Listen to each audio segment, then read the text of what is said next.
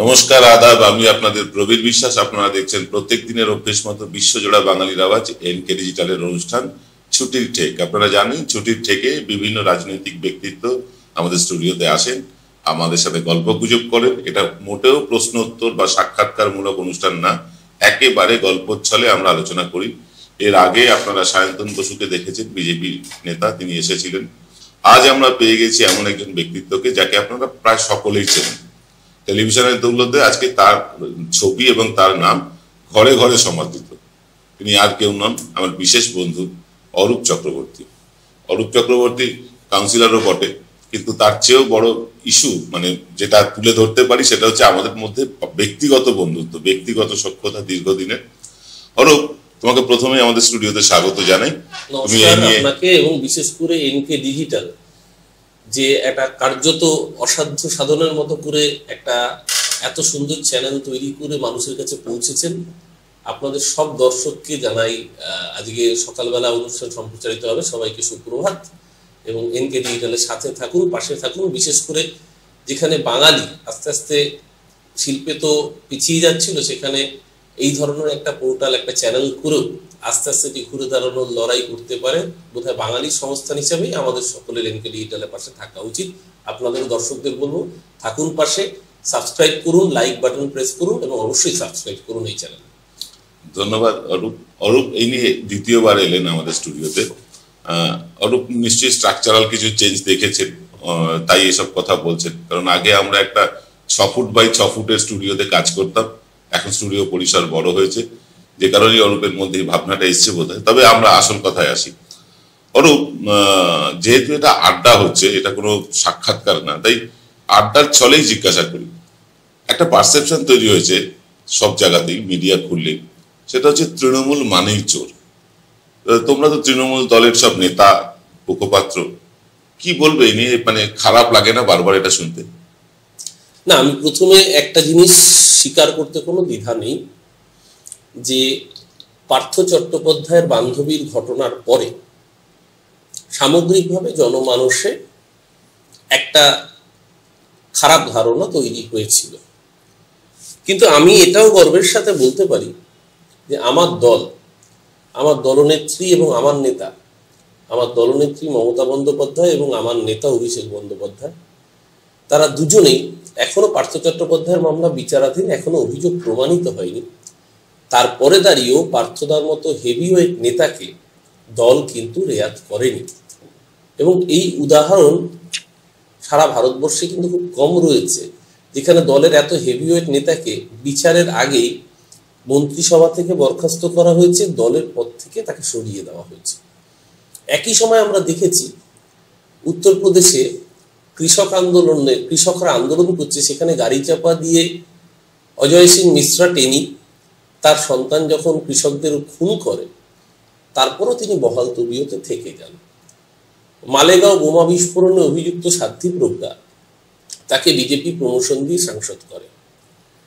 আপনার মনে থাকবে উড়িষ্যার কেওনঝড়ে গ্রাহাম স্টুয়ার্ট স্টাইন 2000 সেই সময়ে 2000 থেকে 2010 এই দশকে উড়িষ্যার কেওনঝড়ে গ্রাহাম স্টুয়ার্ট স্টাইনকে তার শিশুপুত্র সহ জীবন্ত পুড়িয়ে খুন করা হয়েছিল। অভিযোগ উঠেছিল বজরং দলের বিরুদ্ধে এবং সেই হত্যায় অন্যতম অভিযুক্তের নাম ছিল প্রতাপ সিং ষড়ঙ্গী। এই ধরনের নৃশংস একটা কমিউনাল দাঙ্গা এবং খুনের অভিযোগে অভিযুক্ত প্রতাপ ষড়ঙ্গীকে বিজেপি মন্ত্রিসভায় প্রমোশন দিয়ে পাঠায়। অর্থাৎ পার্থক্যটা খুব পরিষ্কার। আমাদের দলের কোনো নেতার বিরুদ্ধে নিশ্চিতভাবে যখন অভিযোগ ওঠে আমাদের খারাপ লাগে, আমাদের নিশ্চিতভাবে কোথাও একটু সেই দলের যে ভাবমূর্তি ধাক্কা খায়। কিন্তু তৃণমূল কংগ্রেস সেই নেতার বিরুদ্ধে ব্যবস্থা নিয়েছে এবং আগামী দিনেও যদি এরকম ঘটনা ঘটে দল অর্থহীন ভাষায় ব্যবস্থা নেবে। তোমাদের বিরুদ্ধে কোনো অভিযোগ করলেই তোমরা ভারত ভ্রমণে বেরিয়ে পড়ো।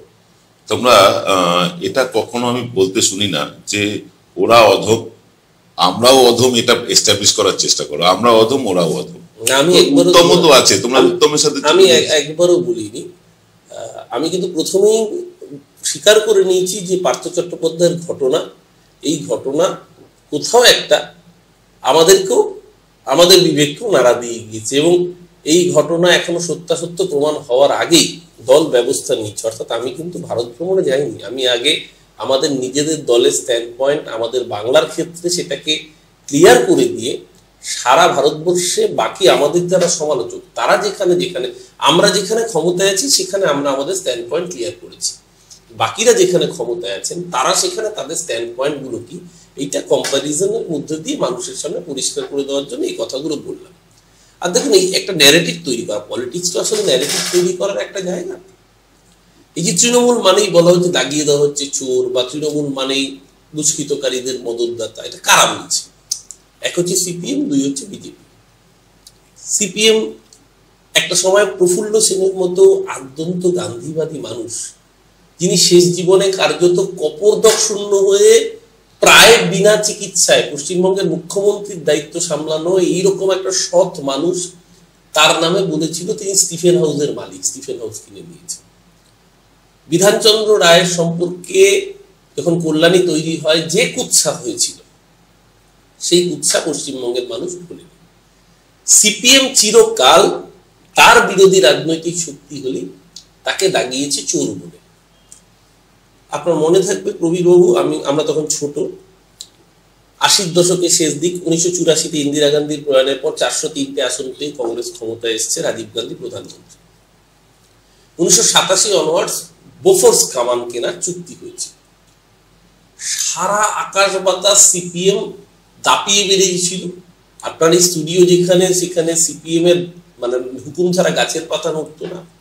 আপনার এখানেও দেয়াল লেখা হয়েছিল। সেই একটা সময় আমরা সিনেমা দেখেছিলাম না, অমিতাভ বচ্চন আর শশী কাপুরের, ওই মেরা বাপ চোর হ্যায় হাতে লিখে দিয়েছিল, তো সেরকম গলি গলি মে চোর হ্যায়, রাজীব গান্ধী চোর হ্যায়। কিন্তু পরবর্তীকালে আমরা দেখেছিলাম 1999 সালে যখন কার্গিলের যুদ্ধ হয়েছিল, ওই বোফোর্স হাউজার কামান, সেই কামান দিয়েই কিন্তু আমরা কার্গিল যুদ্ধ জয়লাভ করেছিলাম। অর্থাৎ বোফোর্স কেলেঙ্কারি সামনে রেখে সেদিনকে জ্যোতি বসু, ভিপি সিং এবং অটল বিহারী বাজপেয়ী শহীদ মিনার ময়দানে সভা করেছিলেন, রাজীব গান্ধীকে চোর সাব্যস্ত করেছিলেন, কংগ্রেসের সরকারকে উৎখাত করতে সব রকমের কাজ করেছিলেন। পরবর্তীকালে দেখা গিয়েছিল রাজীব গান্ধী কোন রকম অন্যায়ের সাথে আপোষ করেননি। শুধু তাই না, যে রাজীব গান্ধীকে চোর বলেছিলেন, যে ইন্দিরা গান্ধীকে ডাইনি বলেছিলেন, সেই ইন্দিরা গান্ধীর নাতি রাজীব গান্ধীর ছেলের থেকে গলায় মালা পরে বরণ করলেন বুদ্ধদেব ভট্টাচার্য, যখন তাদের 2016 সালে জোট হলো পাক সার্কাস ময়দানের সভায়। তো সিপিএম এর এই যে রাজনৈতিক বিচারিতা, চিরকাল অন্যকে দুর্নীতি পরায়ণ, অন্যকে চোর বলা, আর নিজেদের সময় সিপিএম সমস্ত অন্যায়গুলো করে গিয়েছে। আমি বলছি না তার মানে তৃণমূল আমলে যদি কোনো অন্যায় হয়ে থাকে সেই অন্যায়টা জাস্টিফাইড। আবার উল্টো দিকে ধরুন বিজেপি আরো বেশি সোচ্চার। বিজেপি একটা অদ্ভুত সার্কাস। তৃণমূল কংগ্রেস তারা দুর্নীতিগ্রস্ত, তারা চুরি করেছে, কয়লা, বালি, গরু, হেন কিছু বাকি রাখছে না। দেশের মানুষ জানতে চেয়েছে পিএম কেয়ারস ফান্ড। আমাদের তো দেশে প্রাইম মিনিস্টার রিলিফ ফান্ড ছিল দেশের প্রথম প্রধানমন্ত্রী জওহরলাল নেহরুর সময় থেকে। প্রাইম মিনিস্টার রিলিফ ফান্ডে যে কোনো মানুষ, যে কোনো কর্পোরেট সংস্থা, যে কোনো সংস্থা তারা ডোনেট করতে পারতেন, সেটা দেশের মানুষের কাজে লাগতো। সেই ফান্ড অডিটের আওতায়, সিএজি তার সে অডিট করতে পারত। তাহলে হঠাৎ করে 2014 পরে পিএম কেয়ারস আনতে হলো কেন? এবং আনতেও যদি হয়ে থাকে তাহলে সেটা অডিটের আওতায় কেন আসবে না? আমার দেশের কোনো কোটি কোটি টাকা যে ফান্ডের যে তহবিলে জমা পড়বে, সেই তহবিল কেন অডিটের আওতায় আসবে না? এই প্রসঙ্গে আপনার মনে থাকবে কদিন আগে সুপ্রিম কোর্ট আরেকটি অন্য বিষয়ে রায় দিয়েছে, সেটা হচ্ছে আমাদের যে ইলেকটোরাল বন্ড। দেখা যাচ্ছে একচ্ছত্রভাবে যত টাকা বিভিন্ন কর্পোরেট থেকে তোলা হচ্ছে, 80-85% টাকা একটাই দল পাচ্ছে, তার নাম বিজেপি। 95% পর্যন্ত টাকা বিজেপি একটা দল পাচ্ছে। অর্থাৎ এই যে অসাম্য, একটা নির্বাচনের আগেই অসাম্য। শুধু তাই নয়, এই অন্যকে চোর বলতে গেলে সমস্যাটা হচ্ছে বিজেপির একটা অদ্ভুত মজা আছে। বিজেপি হচ্ছে তাদেরকে চোর বলে যাদেরকে বিজেপি দলে নেবে বলে টার্গেট করে। সারা ভারতবর্ষে বিজেপি যাদের চোর বলেছে, এই কদিন আগে, আজকে আপনার এই অনুষ্ঠান সম্প্রচারিত হবে এরপরে, গত মাসের 20 তারিখে, ফেব্রুয়ারি মাসের 20 তারিখে রাজ্যসভার ভোটের রেজাল্ট বেরিয়েছে। মহারাষ্ট্রে বিজেপি যাকে বলেছিল চোর, সবচেয়ে বড় চোর, তিনি নাকি দেশের সেনা জওয়ানদের জন্য যে জমি বরাদ্দ হয়েছিল সেই জায়গাটার নাম হচ্ছে আদর্শ আবাসন। আদর্শ আবাসন কেলেঙ্কারি নাকি ভারতবর্ষের অন্যতম বড় কেলেঙ্কারি, ইডি তদন্ত করছে এবং তার অন্যতম মূল নায়ক হচ্ছে একদা কংগ্রেসের নেতা, মুখ্যমন্ত্রী ছিলেন, দাপুটে নেতা মহারাষ্ট্রের অশোক চৌহান। গত মাসের 20 তারিখে যখন রাজ্যসভার ভোটের ফল বেরোলো, দেখা গেল বিজেপির প্রতীকে নির্বাচিত হয়ে রাজ্যসভায় গেলেন অশোক চৌহান। ইডির তদন্ত বন্ধ হয়ে গেছে। এরা যে শুভেন্দু অধিকারীকে চোর আমরা বলিনি, দিলীপ ঘোষরা বলেছে। সায়ন্তন বসু আপনার স্টুডিওতে ছিলেন, সায়ন্তন নিজে কাঁথিতে সভা করে দিলীপ ঘোষের সাথে বলেছিল সারদার সবচেয়ে বড় তোলাবাজের নাম শুভেন্দু অধিকারী। এমনকি শুভেন্দু যে খবরের কাগজে মুড়িয়ে টাকা নিচ্ছে, এই ভিডিওটাও বিজেপি মুরলীধর লেনের পার্টি অফিস থেকে প্রেস কনফারেন্স করে দেখিয়েছিল বলেই দেশের মানুষ জানতে পেরেছিল। শুভেন্দু এখন leader of opposition, Sayantan Basu দলে কোণঠাসা। আসামে হেমন্ত বিশ্ব শর্মা, সে মুখ্যমন্ত্রী, বাকিরা কোণঠাসা। মহারাষ্ট্রে আরেকজন নারায়ণ রানে মুখ্যমন্ত্রী, তাকে চোর বলেছিল, সে কেন্দ্রীয় মন্ত্রিসভায় নরেন্দ্র মোদীর সতীর্থ, বাকিরা কোণঠাসা। কদিন আগে অজিত পাওয়ার শরদ পাওয়ারের ভাইপোকে বলেছিল এত কোটি টাকা চুরি করেছে ও খাদ্য দপ্তরে, ওকে জেলে না ঢুকিয়ে ভাত খাবে না। কে বলেছিল? দেবেন্দ্র ফডনবিস, মহারাষ্ট্রের পূর্বতন মুখ্যমন্ত্রী, বর্তমানে উপমুখ্যমন্ত্রী।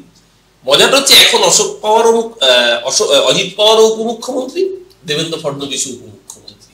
সারা ভারতবর্ষে বিএস ইয়েদুরাপ্পা থেকে, প্রেমা খান্ডু থেকে, পুষ্কর সিং ধামি থেকে, সারা ভারতবর্ষে যতজনের বিরুদ্ধে বিজেপি চোরের অভিযোগ তুলেছে তারা বিজেপির বড় বড় নেতা, কোন রাজ্যে মুখ্যমন্ত্রী, কোন রাজ্যে লিডার অফ, এ রাজ্যে নিশ্চিত প্রামাণিক স্মাগলার, নারী পাচারকারী, শিশু পাচারকারী। বিজেপি সেন্ট্রাল এজেন্সি চিঠি দিয়েছে। আজকে সে সিবিআই যাদের অধীনে চলে প্রাইম মিনিস্টার অফিস, কিন্তু স্বরাষ্ট্র দপ্তর হচ্ছে সর্বেসর্বা। স্বরাষ্ট্র দপ্তরের হাফ প্যান্ট মন্ত্রীর নাম নিশীথ প্রামাণিক। অর্থাৎ বিজেপি যদি চোর বলে তাহলে বুঝতে হবে হয় বিজেপি তাকে দলে নেবে, নইলে তাকে জেলে ঢোকাবে। সিপিএম যাকে চোর বলবে তাহলে বুঝতে হবে সিপিএম যাকে চোর বলছে সে আসলে ব্যক্তিগতভাবে সৎ, তাই জন্য সিপিএম তাকে প্রফুল্ল সেনের মতো টার্গেট করেছে। তার মানে এই নয় যে তৃণমূল কংগ্রেসের মধ্যে কোনো বিচ্যুতি হয়নি। নিশ্চিতভাবে পার্থ চট্টোপাধ্যায়ের ঘটনা আমাদেরকে কিছুটা হলেও বিব্রত করেছে, কিন্তু তৃণমূল কংগ্রেস বকটুয়ের ক্ষেত্রে যেরকম আনারুলকে গ্রেপ্তার করেছে, সন্দেশখালীর ক্ষেত্রে শিবু হাজরা, উত্তম সর্দারদেরও গ্রেপ্তার করেছে। আমরা বলছি না যে একটা দলে 100 জন 100 জনই ভালো মানুষ থাকে, কিন্তু একটা কাজ 100টা কাজ করতে গেলে একটা দুটো কাজে ভুলভ্রান্তি হতে পারে। তার মানে 98টা বাকি কাজ বা 99টা বাকি কাজকে আপনি খারাপ বলে দেবেন, এই ন্যারেটিভটা তৈরি করার চেষ্টা করছে বিজেপি এবং সিপিএম মিলে। আমার মনে হয় না বাংলার রাজনীতি সচেতন মানুষ এতে খুব একটা প্রভাবিত হবে। তুমি বারবার পলিটিক্যাল ন্যারেটিভের কথা বলছিলে, কিন্তু অরূপ আমরা দেখেছি তোমরা সেই পলিটিক্যাল ন্যারেটিভের ফাঁদেই পা দাও। তোমরা বিশেষ করে যারা অফিসিয়াল স্পোক্স পার্সন তৃণমূল কংগ্রেসের, তোমরা বিতর্ক সভায় গিয়ে বিতর্ক সভায় সেট করে দেওয়া এজেন্ডার উপরেই তোমরা বলো। তারা নিজস্ব সুবিধা মতন এজেন্ডা তৈরি করে, দর্শক তোমাদের কাছ থেকে পশ্চিমবাংলার উন্নয়নের খবর চায়, কিন্তু তোমরা ওই সেট করে দেওয়া ন্যারেটিভের ফাঁদেই পা দিয়ে বিতর্কগুলো করো। মানুষের কাছে কিন্তু একটা বার্তা যায় যে তোমরা বিজেপির তৈরি করা ন্যারেটিভের অংশ হয়ে কাজ করছো।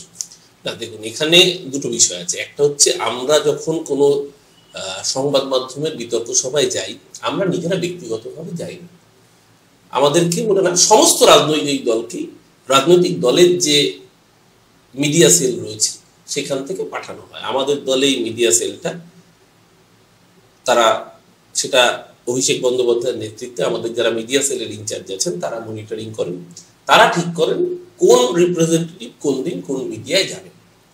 এটা একেবারেই দলগত সিদ্ধান্ত হয়। এবার সমস্যাটা হচ্ছে গদি মিডিয়ায়। আনফর্চুনেটলি টার্মটাই হয়ে গেছে গদি মিডিয়া, এবং এটা আমি যদি ভুল না করে থাকি রবিশ কুমার সাংবাদিক তিনি প্রথম ব্যবহার করেছিলেন।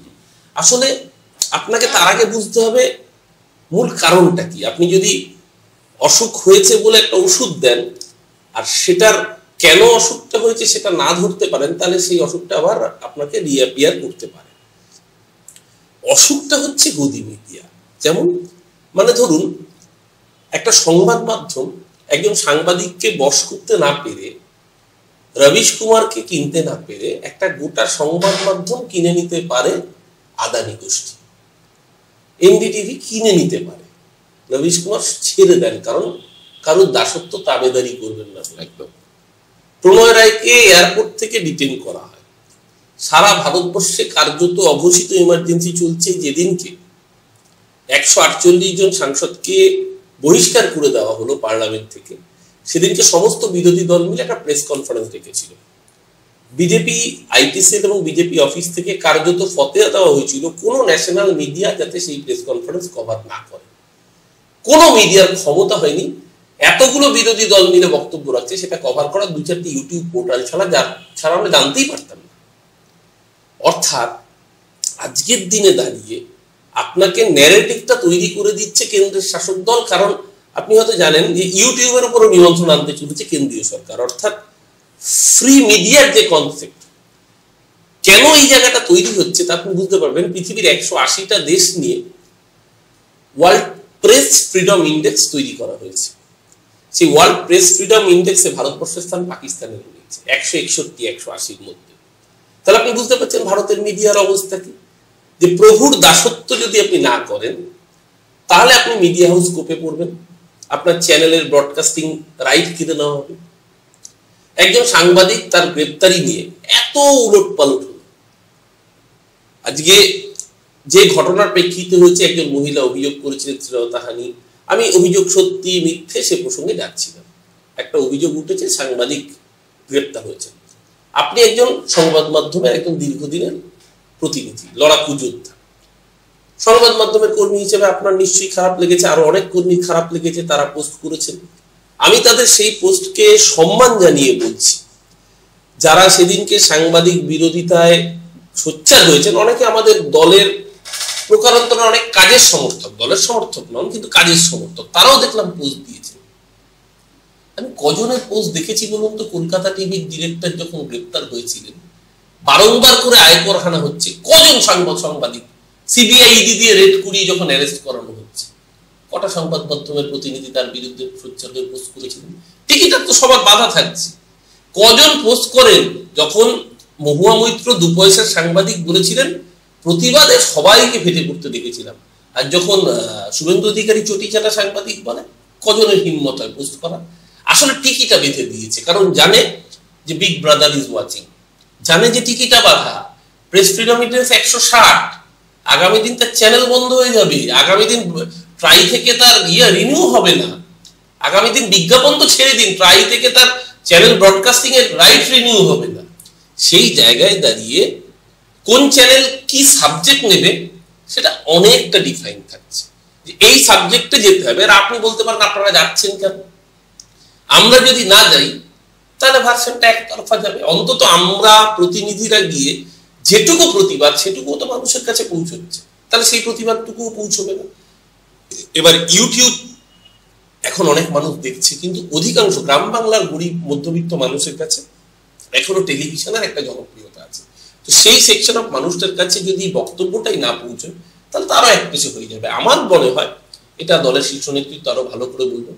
এই জায়গা থেকেই যে কোনো দল তারা মিডিয়া রিপ্রেজেন্টেটিভ প্যানেলে দলের প্রতিনিধিত্ব পাঠায়, এবং আমরা যারা বিভিন্ন সংবাদ মাধ্যমের আলোচনায় যাই, আমরা দলের হয়ে আমাদের দলের যে কথাগুলো, তাতেও বহু বাধা দেওয়া হয়।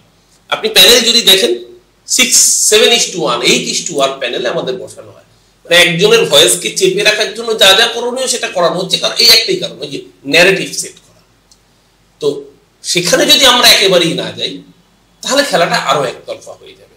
সেই জায়গা থেকে আমার ব্যক্তিগতভাবে মনে হয় এই প্রতিনিধিত্বমূলক অংশগ্রহণটা জরুরি, কিন্তু এটা মিডিয়ারও বুঝবার সময় এসছে যে এই ধরনের দলদাসত্ব যদি চলতে থাকে আস্তে আস্তে কিন্তু মানুষ মিডিয়া থেকে শিফট করে অল্টারনেট মিডিয়ায় চলে যাবে। যেরকম ভাবে আজকে এনডিটিভির যত দর্শক আছে, রবিশ কুমারের ইউটিউব ব্লগ তার থেকে বেশি মানুষ দেখেন।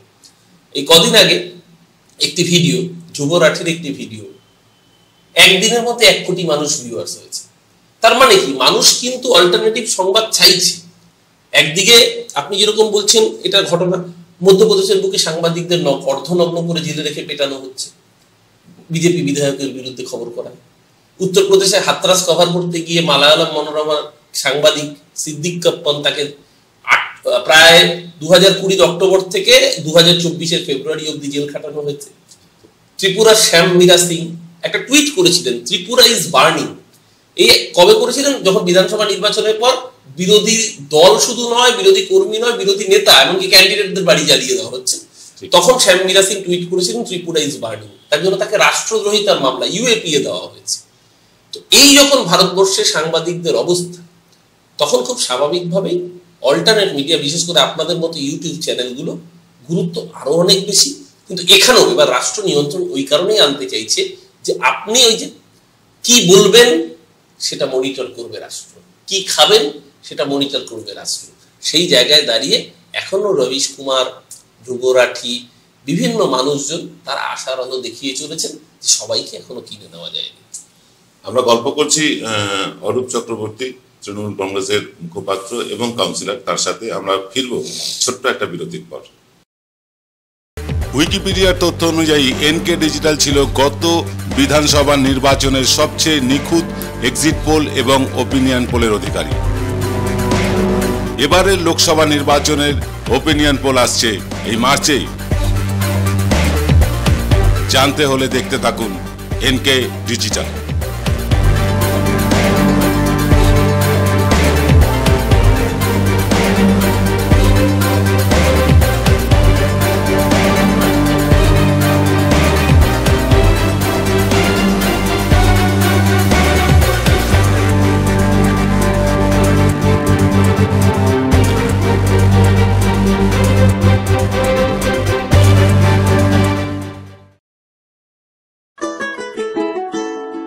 সেরাই যখন হাতের কাছে অন্যটা কেনই বা কিনি, আজ বাঙালির ঘরে ঘরে একটাই নাম সুন্দরিনী।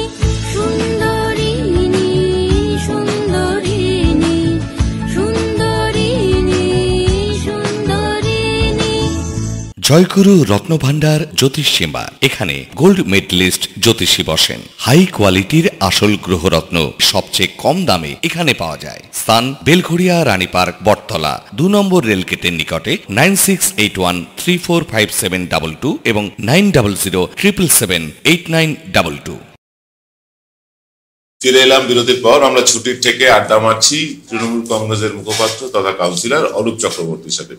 অরূপ, রাজনীতিতে ইদানিং অত্যন্ত কুকথার মানে পরিমাণটা বেড়ে গিয়েছে। আগেও ছিল, আমরা যখন রাজনীতি করা শুরু করি বা রাজনীতির বিভিন্ন অনুষ্ঠান কভার করা শুরু করি তখন আমরা দেখেছি মানে বামপন্থী নেতৃত্ব ছিল, তাদের মুখে অনেক কুকথা শুনেছি আমরা। কিন্তু ইদানিং যেন এই কুকথার মানে প্রচলনটা উচ্চ নেতৃত্ব থেকে শুরু করে এখন ওই অনন্যা ব্যানার্জির মতন কাউন্সিলরদের মধ্যে ঢুকে যাচ্ছে, কি বলবে? না, এটা কিন্তু ইদানিং নয়, আমি এখানে দ্বিমত পোষণ করছি। এই ট্র্যাডিশন কিন্তু স্বাধীনোত্তর সময় থেকে চলে আসছে এবং এটা শুরু করেছিলেন বামপন্থীরা এই রাজ্যের বুকে। শুধু কুকথা নয়, কু আচরণ। বিধানসভার বুকে আভা মাইতি, তার একজন মহিলা বিধায়ক কংগ্রেসের, তার বসার চেয়ারে আলতা ঢেলে দিয়ে যে কুৎসিত কাজ করা হয়েছিল, কুৎসিত ইঙ্গিত, সেই প্রসঙ্গে বেশি চ্যানেলের সামনে না বলা ভালো। এবং যে মন্তব্য আভা মাইতিকে উদ্দেশ্য করে কবিতার ছলে করা হয়েছিল প্রফুল্ল সেন এবং আভা মাইতিকে নিয়ে, আজকের দর্শকরা হয়তো অনেকে জানেন না, পুরনো মানুষরা তারা জানেন। হরে কৃষ্ণ কুমার বর্ধমানের মেমারি জনসভায় বক্তৃতা দিতে গিয়ে বিরোধীদের উদ্দেশ্যে বলেছিলেন, এখানে যত জনসমাবেশ আছে তারা যদি প্রস্রাব করে কংগ্রেস ডুবে যাবে।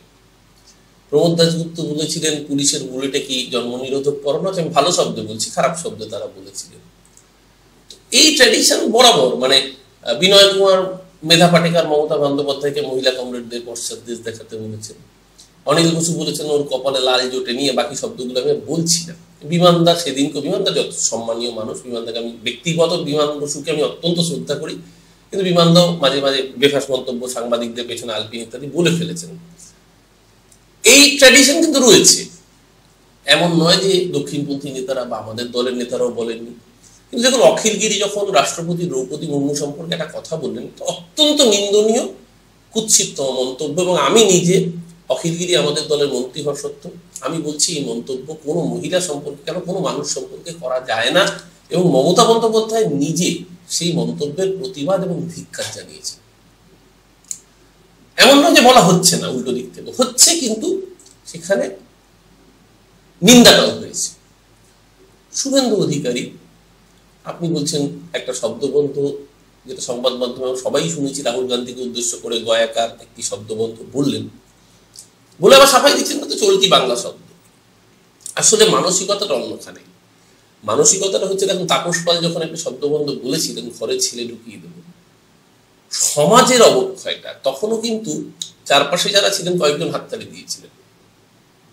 আবার পার্লামেন্টের বুকে দাঁড়িয়ে কদিন আগে রমেশ বিদুরি বলে একজন সাংসদ, তিনি বিএসপির একজন সাংসদ দানিশ আলী, তিনি যেহেতু মুসলমান তাকে উদ্দেশ্য করে কুৎসিত খারাপ নোংরা মন্তব্য করেছেন। শুধু তাই না, তিনি যখন বলছেন এ ভাউরে এ কাটোয়ে, তখন ট্রেজারি বেঞ্চ হাততালি দিচ্ছে। এই যে মানসিকতাটা, এই যে আমি যত খারাপ শব্দ বলবো তত বেশি আমি হাততালি, তত বেশি টিআরপি পাবো, এইটা আজকে দেশের পার্লামেন্ট পর্যন্ত পৌঁছে গিয়েছে। আর পৌঁছবে না কেন? নরেন্দ্র মোদী তিনি 2014 সালে প্রধানমন্ত্রী হওয়ার পর একটি ইন্টারভিউ নিয়েছিলেন। তখন তাকে 2002 গুজরাট দাঙ্গার কথা বলা হয়েছিল, যে আপনার সংখ্যালঘু মানুষরা মারা গেছেন, আপনার খারাপ লাগেন?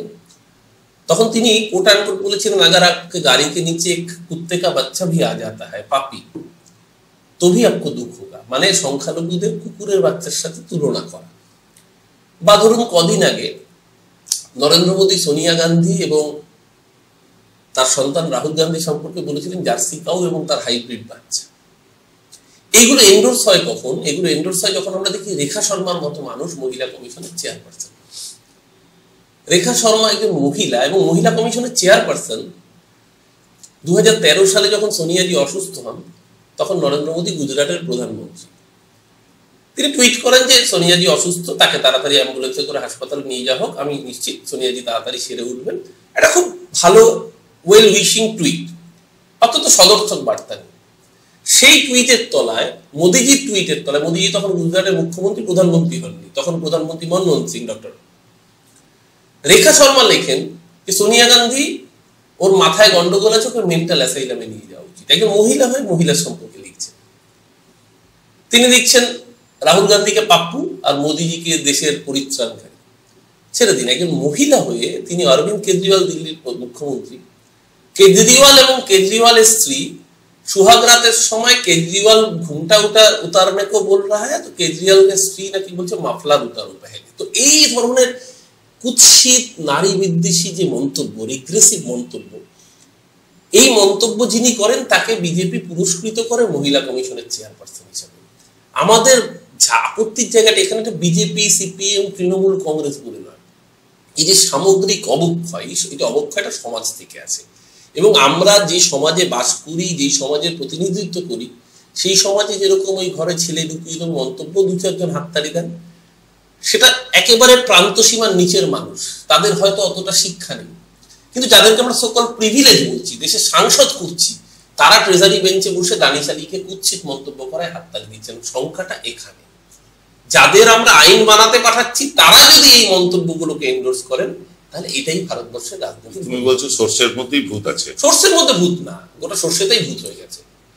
আমরা অনেক বিষয় নিয়ে কথা বলছি, একটু রাজনীতির বিষয়ে আসি এবার সরাসরি। একদম বলা যায় রাত পোহালেই লোকসভা ভোট। লোকসভা ভোটের যা বর্তমান পরিস্থিতি, আমাদেরও সমীক্ষা চলছে সমস্ত জেলায় জেলায়। আমরা সেই সমীক্ষা নিশ্চয়ই দর্শকদের কাছে দেব, তোমরাও দেখতে পাবে। তোমাদের সমীক্ষা কি? না দেখুন, আমি তো এই বিষয়ে দলের বলার জন্য অথরাইজ কেউ নই। আপনি আমার ব্যক্তিগত মনে হওয়াটা বলতে পারেন, কারণ যেহেতু আমাকে আমার নেতা অভিষেক বন্দ্যোপাধ্যায়ের নির্দেশে গোটা রাজ্য জুড়ে প্রচারে যেতে হয়, অসংখ্য জেলায় এর মধ্যেই আমাকে ঘুরতে হয়েছে। আমি সেখান থেকে গ্রাম বাংলার মানুষের যে পালস পাচ্ছি, বিশেষ করে মহিলাদের থেকে যে রিপ্রেজেন্টেশন, যে ফিডব্যাক পাচ্ছি, মমতা বন্দ্যোপাধ্যায় গরিব মহিলাদের ভোটটা একচিটিয়া পাবেন, এটা হিন্দু মুসলমান নির্বিশেষে। একদিকে নরেন্দ্র মোদী সরকার জিনিসের দাম বাড়াচ্ছে, মমতা ব্যানার্জি লক্ষ্মীর ভান্ডার 500 টাকা থেকে 1000 টাকা করছে, তার সীমিত ক্ষমতায়। মোদী সরকার 100 দিনের টাকা আটকে দিচ্ছে, মমতা ব্যানার্জি সরকার 50 দিনের কাজ করছে। একটু বাধা দিয়ে বলি, আমাদের সমীক্ষাও চলছে, আমরাও বহু মানুষের কাছে প্রশ্ন করছি। তুমি যে কথাটা বললে ঠিক এই কথার উত্তরটাই আমরা পেয়েছি। আমাদের সমীক্ষা অনুযায়ী 72% মহিলা তারা কিন্তু লক্ষ্মীর ভান্ডার পেয়ে অত্যন্ত খুশি। এবং আমি বলছি, আমি কিছুদিন আগেই আমি ঝাড়গ্রাম জেলা এবং পশ্চিম মেদিনীপুর জেলায় আমি ঘুরে ঘুরে কিছু কাজ করছিলাম আমার নিজস্ব রিসার্চের কাজের জন্য। সেখানে একটা সেকশন অফ মহিলা বলছিলেন যে এসসি এসটি যারা তারা 1000 টাকা পাচ্ছেন, জেনারেলরা 500 টাকা পাচ্ছেন, এতটা ডিফারেন্স। এখন দেখলাম তারাও খুশি, এসসি এসটিরা 1200 পাচ্ছে, জেনারেল 1000 টাকা পাচ্ছে। মানে মানুষের মধ্যে একটা কিন্তু এক্সপেকটেশন আছে যে মমতা বন্দ্যোপাধ্যায় থাকলে তার রুটি রুজির প্রশ্নে একটা আশ্রয় থাকছে মাথার উপরে। আর আমি এক্ষেত্রে একজন মানুষকে আমার খুব লক্ষ্মী পেঁচা বলে মনে হয়। লক্ষ্মী পেঁচা হচ্ছে সৌভাগ্যের সিম্বল, তার নাম অমিত শাহ। আপনি হয়তো আশ্চর্য হবেন আমি কেন অমিত শাহ, আমার বিরোধী দলের নেতা, তাকে লক্ষ্মী পেঁচা বলছি। অমিত শাহ যা বলেন সেটাই মেলে। আপনি অবাক হচ্ছেন তো? অমিত শাহ বলেছিলেন ইসবার 200 পার, তৃণমূল কংগ্রেস 213 পেয়েছিল। অমিত শাহ কদিন আগে এসে বলেছেন 35 পাবেন। নিশ্চিত থাকুন তৃণমূল কংগ্রেস 35-এর বেশি আসন নিয়ে 42-এর কাছাকাছি আসন তৃণমূল কংগ্রেস হয়, মানে জেতার মতো জায়গায় তো থাকছেই, এবং 35-এর বেশি আসন তৃণমূল কংগ্রেস জিতছে, এটা আর কোনো দ্বিমত নেই। এবং অমিত শাহ নিজে প্রেডিক্ট করে গেছেন আপকি বার 200 পার, ভোটের রেজাল্টের পর ওরা হবে পগার পার। যে মোদিজি বলেছিলেন 2 मई दीदी गई, বাংলার মানুষ দেখিয়ে দিয়েছিল 2 मई मोदी गई और लौट के वापस ना आई, फिर जब लोकसभा का चुनाव आई तब मोदी जी मीटिंग करने वापस आई। तो 2024-2021 একটা সিনেমার ট্রেলার দেখিয়েছিল, 2024 পুরো সিনেমাটা দেখাবেন। 21 तो सिर्फ झांकी था, 24 अभी बाकी है। What Bengal thinks today, India think tomorrow. Bangla 21-এ সিনেমার ট্রেলার দেখিয়েছে, 24-এ গোটা ভারত দেখাবে। মহিষাসুরমর্দিনী মা দুর্গা মহিষাসুরকে বধ করেছিল, সমস্ত দেবতারা মায়ের হাতে অস্ত্র দিয়েছিল। আর বাংলার মায়েরা, বাংলার মেয়েরা মমতাদির হাতে অস্ত্র দিয়েছিল। মমতাদি মহিষাসুরমর্দিনীর ভূমিকা অবতীর্ণ হয়েছিলেন 2021-এ। এবার 2024-এ সারা দেশের কৃষকরা চাইছে, আমার দেশের অন্নদাতারা, যাদেরকে সিঙ্গু বর্ডারে আটকে রেখে 144 ধারা জারি না, দিল্লির রাস্তায় গজাল পুঁতে দিয়েছে যাতে কৃষক আসতে না পারে। 3 জন কৃষকের মৃত্যু হয়েছে। আমার দেশের অন্নদাতারা তাদের এমএসপি সহায়ক মূল্য পাচ্ছেন না, রাস্তায়। আমার দেশে নতুন করে 19 কোটি বেকার, 2 কোটি বেকারের চাকরি দেবে মোদি বলা। আমার দেশের অর্থনীতি সবচেয়ে তলানিতে, জিডিপি সবচেয়ে খারাপ। এই লোন নিয়ে এত কথা বলে, দেশের 67 বছরের ইতিহাসে 14 জন প্রধানমন্ত্রী 55 লক্ষ হাজার কোটি টাকা লোন নিয়েছিলেন। একা মোদিজি সেটাকে 155 লক্ষ হাজার কোটি টাকা পৌঁছে দিয়েছেন। মানে উনি 10 বছরে একা 100 লক্ষ হাজার কোটি টাকার ঋণ নিয়ে গোটা দেশকে কার্যত দেউলিয়া করে দিয়েছেন। পিএম কেয়ারসের কোনো হদিশ নেই। ইলেকটোরাল বন্ডের টাকা কোথায় গেছে কেউ জানে না। সারা দেশের লুটমার চলছে। আগে দেখতাম একজন প্রধানমন্ত্রীর সঙ্গে সফর সঙ্গী হিসেবে শিল্পপতিরা যেতেন। ভারতবর্ষ দেখলো নতুন ভারতবর্ষের বিকাশের ভারতবর্ষে একটা শিল্পপতি আদানি সে একটা প্রধানমন্ত্রীকে পুষে রেখেছে। আমরা চাই না আমার দেশের প্রধানমন্ত্রীকে কোনো শিল্পপতি পুষে রাখুক। আমরা চাই আগামী 24-এর 15ই আগস্ট যখন দিল্লির লালকেল্লার সামনে দাঁড়িয়ে তেরঙ্গা ঝান্ডা উড়বে, সেখানে যেন একজন বাঙালি নেতৃত্ব দেয়। বাংলা যেন আবার ভারতবর্ষ। ভেবেছিলাম শেষ করব, কিন্তু শেষ হইয়াও হয় না। কারণ হচ্ছে আমি একটু বহরমপুর আসন সম্বন্ধে স্পেসিফিক্যালি জিজ্ঞাসা করছি। বহরমপুরে কি হবে? বহরমপুরে কি হবে সেটা 2021 প্রমাণ করে দিয়েছে। বহরমপুরের সাংসদের নাম বর্তমানে অধীর রঞ্জন চৌধুরী। যিনি কংগ্রেসের সাংসদ না বিজেপির সেটা বুঝতে পারছে না বাংলার মানুষ, এবং বুঝতে পারছে না বলেই 7টা বিধানসভা 7টাতেই কংগ্রেস শুরু। এমনকি যে বহরমপুর পুরসভা অধীরবাবুর গড় বলে পরিচিত, সেই বহরমপুর পুরসভার সবকটা জায়গায় কংগ্রেস আজকে 0 হয়ে গিয়েছে। এখন অধীর চৌধুরীকে আরএসএস এর ভরসায় বাঁচতে হচ্ছে। যত মমতা ব্যানার্জির বিরুদ্ধে গালি দেবে তত আরএসএস ওকে আশ্বস্ত করবে, বিজেপি ওকে আশ্বস্ত করবে। তো বাংলার মানুষ দেখবে যে বাংলার মানুষ এখন বাংলায় কোনো সন্তান ভূমিষ্ঠ হলে কোনো সংখ্যালঘু পরিবার, মুসলমান মা বাবা ছেলের নাম মির্জাফর রাখে না। পূর্ব মেদিনীপুরের মানুষ আগামী দিন কোনো ছেলে মেয়ের নাম শুভেন্দু রাখবে না। আর মুর্শিদাবাদের মানুষও আগামী দিন কোনো সন্তান হলে তার নাম অধীর রাখবে কিনা, সেই নির্বাচন 2024 তার জবাব দিয়ে দেবে। একদম শেষ প্রশ্ন করি, বহু মানুষের প্রশ্ন, সেটা হচ্ছে এই যে তোমাদের সরকার দল লক্ষ্মীর ভান্ডার, কন্যাশ্রী, রূপশ্রী ইত্যাদি অসংখ্য প্রকল্প করেছে যেগুলো মানুষের পক্ষে কল্যাণকর, কিন্তু মানুষ এসব না মানে চায় না। মানুষ চায় চাকরি। সেই চাকরির ব্যাপারে কিন্তু দুর্নীতি হচ্ছে, চাকরি কেনা বেচা হচ্ছে।